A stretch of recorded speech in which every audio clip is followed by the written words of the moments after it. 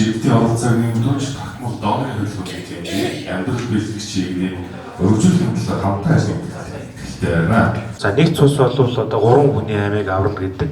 За маргааш одоо хин нэгний ээж аав, хин нэгний одоо үр хүүхдэд энэ цусыг бэлгэлэх юм чухал аюу учраас та бүхэн цусаа сайн өгж идэвхтэй дүүргээ манлайлан оролцож байгаа, талархаж байгааг илэрхийлье. Одоо удахгүй 6 сарын 14-нд дэлхийн цусны донорын өдөр бас болно.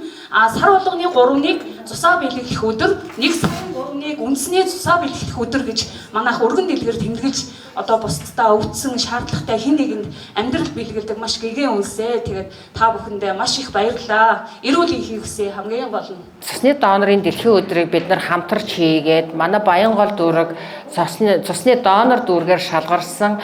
Энэ жил бид нар 2 дахь удаага бас дахин хамтарч ажиллаж байгаадаа талархаж байгаа.